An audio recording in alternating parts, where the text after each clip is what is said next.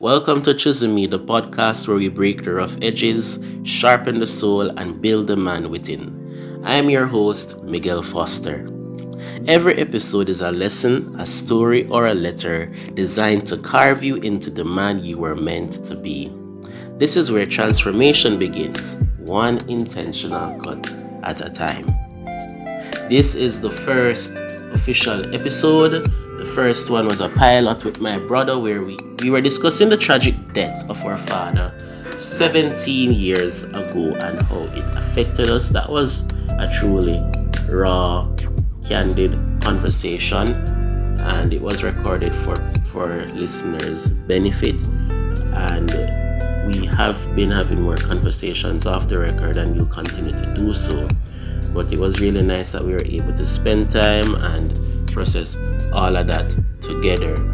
And before I have other conversations with other guests, I think it's important for me to take the time to pause, to explain to listeners why this podcast exists, why the name ChiselMe, the history of it, why I'm here now doing this. Alright? Now, fun fact, this is actually not my first attempt at starting a podcast. This is probably my fourth attempt at starting a podcast, and the other three attempts before, I don't think they were really fruitful, like they actually worked out. But it's something that I always wanted to do. So, some quick facts about me. I'll be very transparent on this platform, but there are certain things I still want to reserve, but my mouth sometimes runs faster than my mind, so I might say something that I never really want to reveal, and it is what it is. But here goes.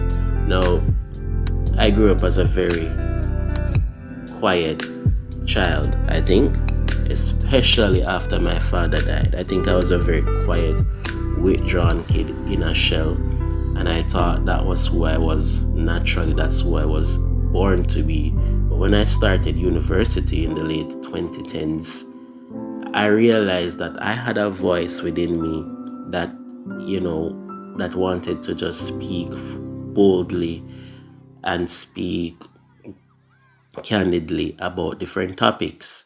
And the first forum in which I realized that I had a voice was in the debating scene in university, and Mr. Jeremy Barrett, the current CEO and founder of the Jamaican Association for Debating and Empowerment, JADE, he's the one that, literally pushed me into the world of debating because he saw a level of potential in me, which I'm grateful for. And from the short time that I spent in that scene, I really learned a lot and discovered a voice that I didn't know that I had.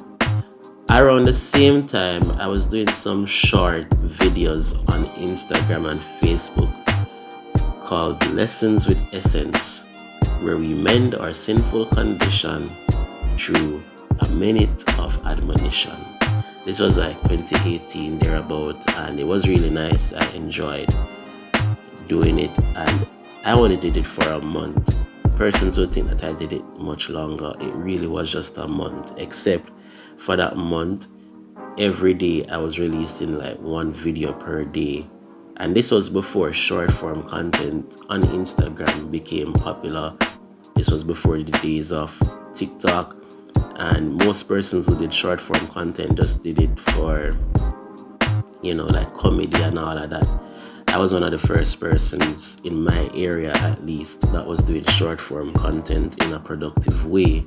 And I'm not trying to take no credit for anything, because I'll be real, I wasn't consistent. After 1 month I stopped. If I had continued, then it would have been 8 years now since I've been doing it, and who knows where I would have been now.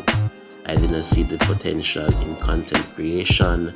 I wasn't even doing it for money or fame at the time. I did it because I had a genuine desire to minister to persons and to encourage people. And years later, people still remember those few little videos. So that was 2018. In 2020, my first podcast idea or desire came about with the creation of a logo, but that logo didn't go anywhere further than that. I made a logo and with a brain and a light bulb mixed into one, with some cracks in it and some water flowing out. Sounds really cool, and this was before the days of AI. So I did that, and it was really cool. I'll try and put up the picture if I find it. If not, please understand it was a long time ago, and the name of that podcast was Dre Cracks the Dam, because Dre is like my self-imposed nickname, which nobody calls me on apart from a very few persons. And even if them call me Dre, I'll find it weird. But Dre Cracks the Dam, because even at that point, I realized that okay, even though some persons may see me as this refined, quiet individual, there's a part of me that wants to be very candid, very unfiltered.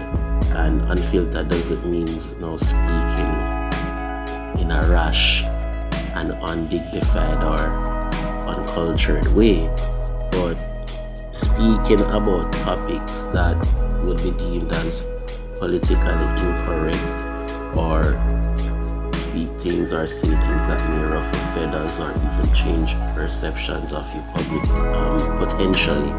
So Dre Cracks the Dam was supposed to be my way of talking about stuff that I knew was on my heart without caring about what people think.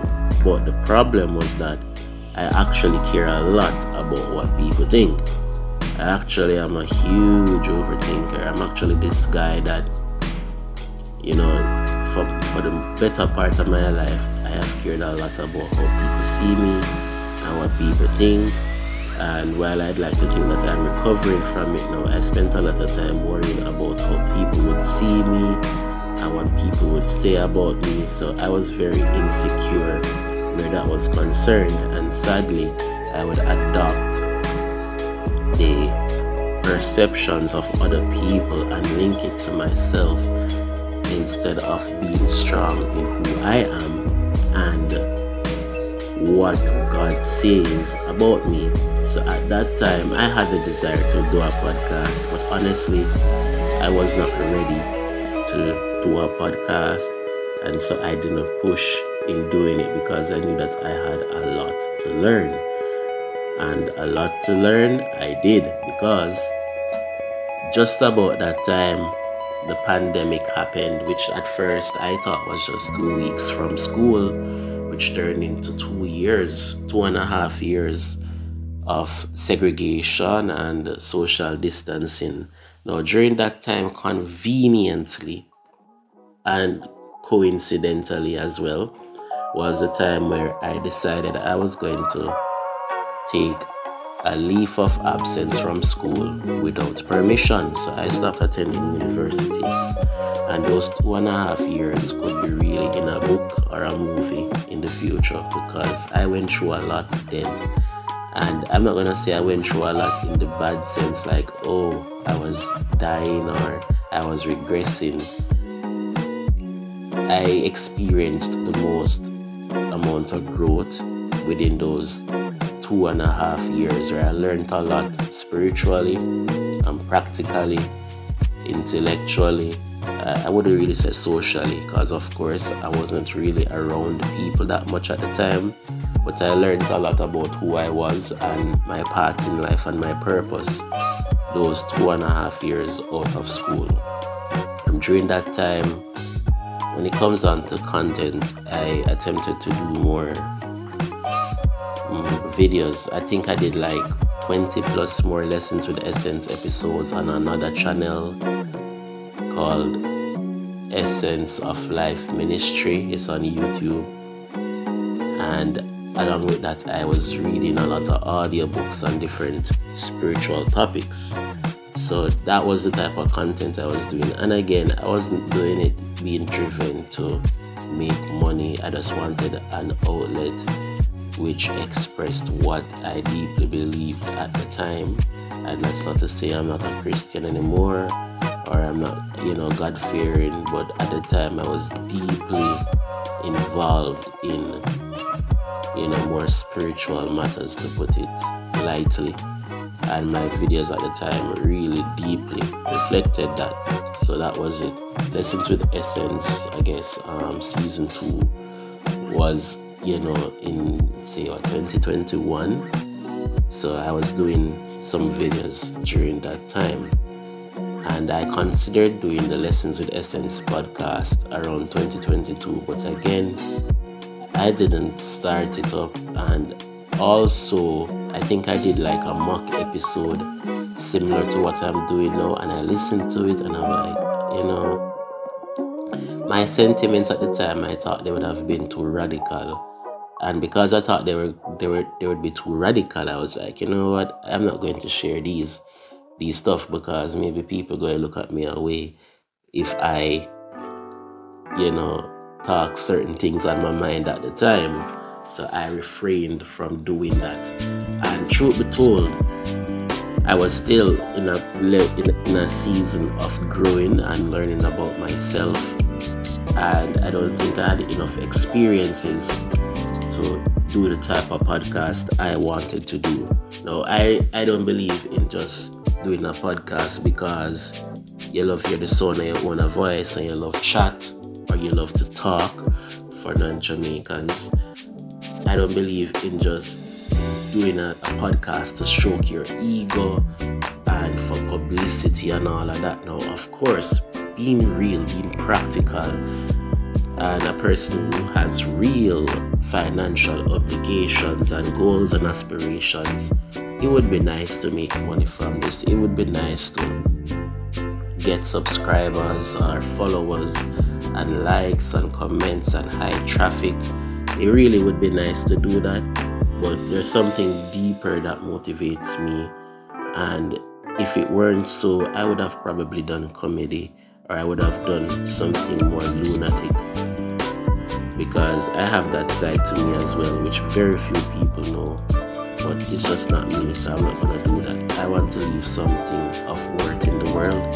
I want to leave something of value, because life is so fleeting, and you think you're gonna live like for 70 years or so. You don't know. I have peers who are dying in their 20s, in their teens, in their 30s, 40s.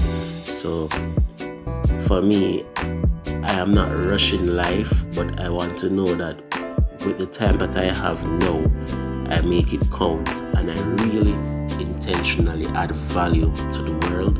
And if a podcast is one of the ways in which I can do that, then certainly I will.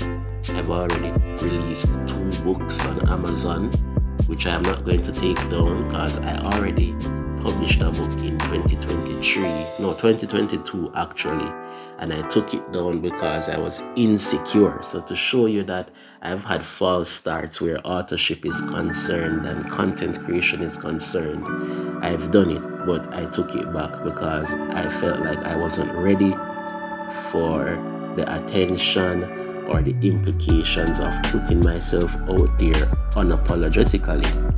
So to go back to what I was saying, I want to be a voice of reason, and I want to be a voice of change, especially for young men. And I find myself now going into the why of doing the ChiselMe podcast. I believe that we're in a crisis, a global crisis now, where masculinity is concerned. We have 2 extremes. We have the extremes of toxic masculinity, or this, I don't know the exact term, so forgive me if I butcher this, but there's this overt type of masculinity where some hard and fast set rules are put in place by certain content creators whose names will not be mentioned, about what it means to be a man, and thus how they should relate to the opposite sex, of course the female gender. And these hard and fast rules, although they sound good, does not reflect the personality of every single man. At the same time, some of these rules turn men generally into more robots and performative Homo sapiens instead of actual human beings with souls and emotions and overall feelings.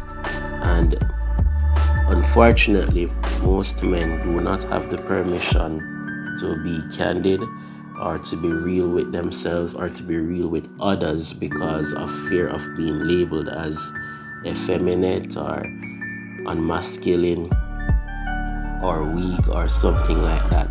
And so we have a lot of men, who are going through life in a shell, going through life with a smile on their face, but they're dying inside. And without giving specific statistics now, that is why we find that most men off themselves versus women, and we find that most men suffer in silence than women. Most men are prone to crimes. I'll just put that generally. Most men are prone to just these self-destructive actions that portray instability, frustration, and lack of fulfillment. And it's simple as this. When I was in university, I noticed that women always had cliques. Women always had a space where they could talk to at least one friend or more about their problems, and it could be processed with a level of clarity and all of that. Men have friends, and men may have friends, but most of the times when we have friends, we perform for them. When I say we perform for them, is that we'll have male friends, but we're afraid to be real about some of our struggles. If the struggle sounds good or if the struggle sounds commendable, then we'll mention it. But if it's some struggle that may be seen as taboo or maybe looked down upon, then we just keep it to ourselves. And sad to say, some of our male friends may even mock us for some of our struggles. And so persons feel encouraged, well, not even encouraged, but more so forced to keep their struggles to themselves and to suffer in silence, and thus they don't get the help that they truly need. And when they seek help to improve, usually or sometimes the help that they receive is actually toxic and really bad for them. And so ChiselMe is supposed to be a really healthy space that allows men and persons to grow and find identity with their current struggles. And men need men. That's just the truth. Men need men. We are not robots, and we don't have it all figured out. Just as how women have to go through life and learn step by step. And I can't speak for women because I am not a woman. I speak for the men. We also go through character developments in life. We go through different arcs, and we need counsel, we need advice. And I don't think that proper advice is that open for us as before. The elders aren't always present to give us the advice as before. Like for me, I'm fatherless, and for me, I've had really bad experiences when it comes on to seeking counsel from elders. Maybe now and again, but I can't look at a random elder as my father to give me certain guidance, right? And that's just the truth. And again, with the friend thing, that also poses another challenge. So it's not that everybody is going to make it on this platform and just be able to talk their mind, but maybe hearing another person's story or another person's sentiments will somehow cause another person to relate, and hopefully from it, they can grow. Hopefully they can grow. So that's why I'm doing the ChiselMe podcast, because iron sharpens iron. Solomon said that in the book of Proverbs. I don't remember the exact verse, but iron sharpens iron, so does a man sharpen the countenance of his friend. This is a platform where we learn from each other. This is a platform where we can grow from shared experiences and lessons learned, and literally or figuratively, those rough edges in our lives, in our personalities, can be, smoothened or shapen with a chisel. And areas in our lives that needs to be removed would be like fear, distraction, bad habits, false identity, the performative nature without clear clarity or understanding of oneself. That's what ChiselMe is about. So this podcast isn't now about becoming the perfect man by ourselves, but it's about being honest with yourselves, because honesty is where real growth starts. Think of it like this. Most men like owning a vehicle for themselves, whether it be a car, a truck, or a bike. Now, if I own a car and I love driving my car, what's the point of me driving the car and all I care about is that the car looks good on the outside, it's washed, and the car turns on and carries me from point A to point B, but I make no effort whatsoever to get the car serviced or to do a full checkup. It's not always the case where it is true that what I don't know won't hurt me. If I keep driving the car and I don't give it a full servicing, or I don't do the periodic preventative maintenance to prevent, a catastrophic failure of some part of the car, when the car inevitably breaks down, it is going to really throw me for a loop. It's going to really catch me by surprise. So I can drive a beta car, and once I know exactly what the problems are with the car, and I can manage risk or assess if I want to drive this car for how long or to where, I feel better driving that car than driving a car with a newly done body while the transmission may be slipping, or while the engine mount may be gone, or while the engine life is dying and I don't even know it because it looks good on the outside. So we really need to peer into our inner selves and really do a full assessment of who we are, so that we can know accurately or fairly accurately the parts of ourselves that we may need to improve, and the parts of ourselves that may require more struggle, more prayer and fast, intentional effort to really, get right, so that we'll be the best version of ourselves. That's something that I've been doing privately for years, something that I've done through many mistakes and many blunders, and I wouldn't say the mistakes are over, and I wouldn't even say that